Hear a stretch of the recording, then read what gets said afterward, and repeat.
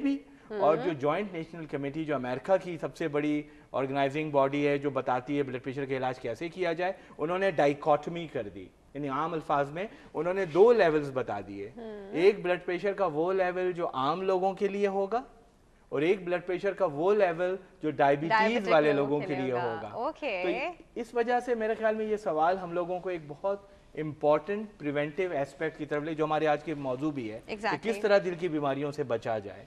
तो मेरे ख्याल में डायबिटीज का बड़ा स्पेशल रोल है। हम इसमें और जा सकते हैं कि डायबिटीज को अब हम हाथ से जाएंगे, लेकिन एक कॉल के बाद इक्विवेलेंट की बात भी कॉल के बाद जाते हैं। श्योर। अच्छा जी, अस्सलाम वालेकुम। अस्सलाम वालेकुम। अरे जी, आपकी कॉल की वजह से हमने डॉक्टर साहब की बात काटी। अच्छा जी, एक और कॉल है जी। अस्सलाम वालेकुम। जी अस्सलाम वालेकुम। मुरसलीन साहब। जी जी जी जी जी, good healthy morning. Good healthy morning. Doctor साहब से ये पता करना है, डॉक्टर साहब I am cardiac and diabetic patient. Both. आज से 4 साल पहले मेरा बाईपास हुआ था। पहले क्या शुरू हुआ था? कार्डिक प्रॉब्लम शुरू हुई थी या डायबिटिक शुरू हुई थी? डायबिटिक तो बहुत पुरानी है, कार्डिक का भी शुरू हुआ, ठीक है, 4 साल पहले। डॉक्टर साहब को बीपी वगैरह नहीं है। अच्छा माशाल्लाह, शुक्र। अच्छा, मेरा बाईपास हुआ था 4 साल पहले। ठीक है। मैं ठीक चलता हूँ, लेकिन डॉक्टर साहब कुछ मेरी डाइट ऐसी है जिसकी वजह से मेरी शुगर जो है ना कंट्रोल नहीं होती। लेकिन अब जरा मैं ये महसूस करता हूँ कि मैं पहले एक्सरसाइज भी करता था, अब एक्सरसाइज छोड़ दी है मैंने, लेकिन अब जरा सा मैं कुछ चलता हूँ तो मुझे कुछ प्रॉब्लम महसूस होती है सांस फूलने की। अच्छा, आया ये सिस्टम क्या दोबारा मुझे वही लेके जा रहे हैं, और मुझको कितने दिनों के अंदर या कितने महीने में मुझको अपना चेकअप कराना चाहिए? और डॉक्टर साहब, एक बाईपास कितने साल चलता है? जरा सा इसके ऊपर मुझे डिटेल से बताइएगा। अच्छा जी, ये इस पे जरूर बात करते हैं। ठीक है जी, thank you Mursaleen, thank you so much. अच्छा डॉक्टर साहब, आपने इनका इशू सुना? एक चीज तो मैं पहले आपको दूसरे सवाल का जवाब दूं, बाईपास कितना वक्त चलता है? हाँ एग्जैक्टली, बड़ा बहुत कॉमन क्वेश्चन है कि सब मरीज यही पूछते हैं बाईपास कितने साल चलेगा। ये मशीन कोई नहीं है जिसकी गारंटी दी जाए, ठीक है। ये आपके ऊपर डिपेंड करता है कि आप कितना चलाना चाहते हैं।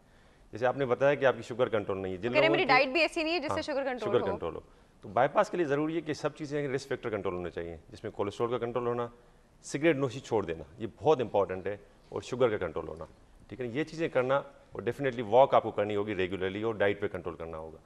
अगर ये चीज़ें करेंगे तो यूजुअली आपको देखा जाएगा कि एवरेजली बाईपास जो चलते हैं ना, 10 साल में 50% बाईपास बंद हो जाते हैं, ठीक है। जो लोग कंट्रोल करते हैं वो 15, 20 साल, 25 साल, बल्कि लाइफ लॉन्ग भी चला सकते हैं, और जो लोग कंट्रोल नहीं करते उनके 2 साल में बंद हो जाते हैं, ठीक है। तो सबसे इंपॉर्टेंट चीज़ है अपने रिस्क फैक्टर कंट्रोल करें। बाईपास करने जो हो जाता है तो लोग समझते हैं शायद मसला खत्म हो गया, ये एक दूसरे मसले की शुरुआत है, ठीक है। आपको बहुत कंट्रोल रखना है अपने बाईपासेस को। बाईपासेस आपके लेग से लिए गए, लेग के बाईपासेस नेचुरल नहीं है, वो लेग टांग के लिए बने हुए, अल्लाह ताला ने टांग के लिए बनाए थे, वो हमने हार्ट पे लगाए। वो इतना साथ नहीं देंगे जितनी आपकी नसों ने साथ दिया था, ठीक है ना।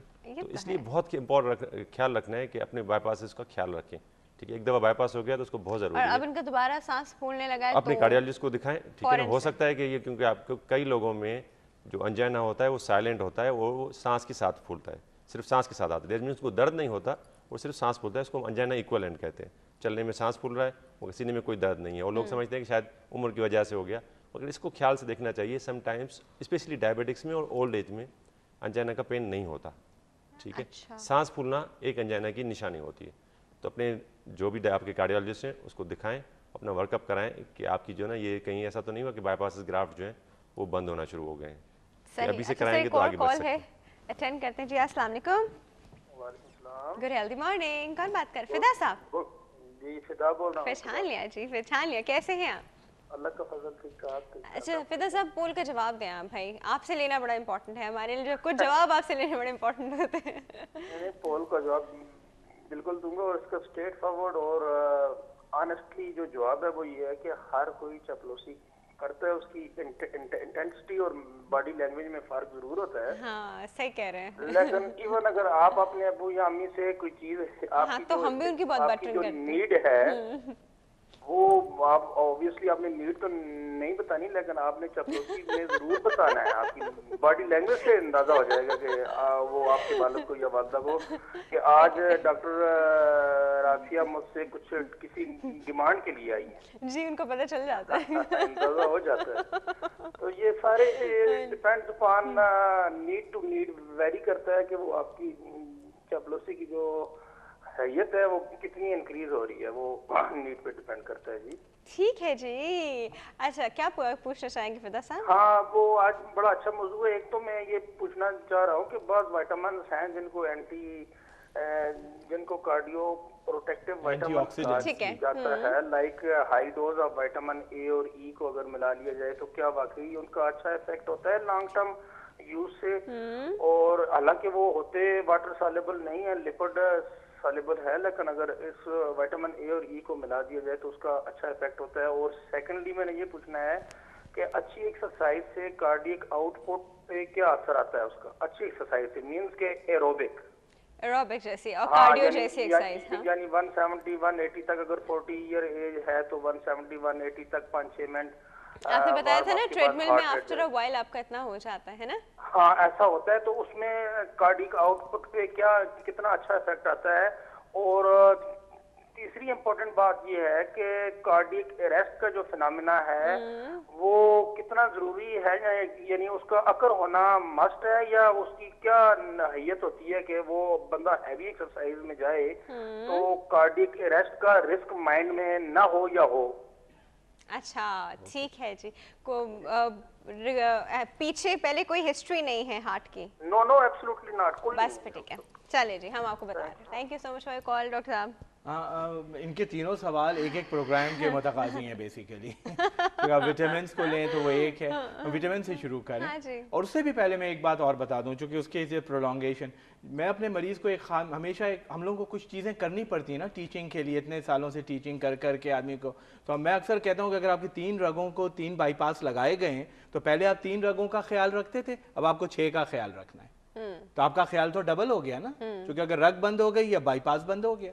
ठीक है, तो ये ऐसी मैंने एक अपने फिजिशियन फ्रेंड्स जो देख रहे हैं, ये इंपॉर्टेंट विजुअल सिग्नल्स देना मरीजों के लिए, ये पब्लिक एजुकेशन का हिस्सा होना चाहिए। ये हमारी बिजी प्रैक्टिस में हम लोग इसको इनकॉर्पोरेट कर सकते हैं। एनीवे, अच्छा, विटामिन ए एंड ई शायद आपने कहा है। ए एंड ई जो विटामिन है वो बेसिकली वाटर सॉल्युबल हैं, बी और सी लिपिड सॉल्युबल हैं। बी और सी वाटर सॉल्युबल विटामिन हैं। एक ज़माने में विटामिन ए, विटामिन ई और विटामिन सी का वो ऑक्सीडेशन और रिडक्शन की कैपेसिटी की वजह से बहुत ज़्यादा जिक्र था।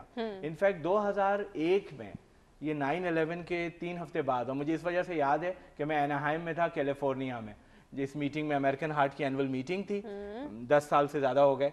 उसमें एक बहुत बड़ी स्टडी प्रेजेंट की गई जिसको हार्ट प्रोटेक्शन स्टडी कहते हैं। उसके और तो बहुत सारे फीचर्स बड़े साबित हुए, कोलेस्ट्रॉल का फ़ायदा, उसमें एक दवा सिम्वेस्टैटिन यूज़ की गई, लेकिन जो उसमें सबसे इंपॉर्टेंट लर्निंग पॉइंट था और वो यू टर्न था प्रैक्टिस में, वो विटामिन ई का यूज़ था और विटामिन ए का, या रेटिनॉइड्स जिन्हें हम कहते हैं। डेली बेसिस पे जो हम हाँ, विटामिन ए के कैप्सूल खाते हैं, जो खाते थे कहना चाहिए, क्योंकि सारी दुनिया के कार्डियोलॉजिस्ट जो हैं वो उसे बिदकना शुरू हो गए, क्योंकि कोई फ़ायदा नहीं देखा गया। बाद के बहुत सारी स्टडीज़ में कुछ टारगेटेड ग्रुप में तो नुकसान भी देखा गया, जहाँ उन्होंने, क्योंकि ये याद रखें, ये वाटर सॉल्युबल नहीं है राफिया, ये बहुत इंपॉर्टेंट मैसेज है। ये लिपिड सॉल्युबल विटामिन है, ये बॉडी में जमा हो जाते हैं। ओके, नुकसान जो था वो इस तरह का था कि उनकी ओवरऑल मॉर्बिडिटी, यानी हॉस्पिटल एडमिशन और कॉरोनरी बेनिफिट में एक तो कोई फ़र्क नहीं था, और ट्रेंड ये था कि मोर्टेलिटी ज़्यादा होना।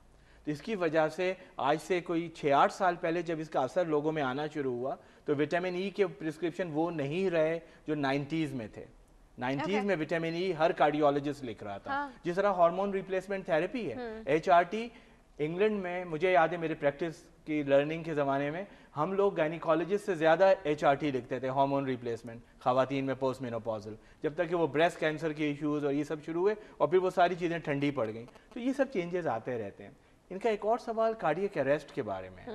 अच्छा सर, ये जब आप इसका देते हैं ना, एक छोटे से ब्रेक का वक्त है ना, बहुत सारे उन्होंने, उनको तो हर सवाल का एक प्रोग्राम चाहिए आपको। छोटा सा ब्रेक है व्यूअर्स, बहुत ही छोटा सा। Vitamin E is not recommended इस चीज के लिए। Don't say it's not recommended, मतलब ऐसे खाना सिर्फ इस चीज के लिए। Evidence of benefit of vitamin E is Doge now, ठीक है, और कम से कम बहुत बड़ी स्टडीज में साबित नहीं कर सका। सही, छोटा सा ब्रेक है व्यूअर्स, अभी वापस आते हैं, आप कहीं नहीं जाइएगा।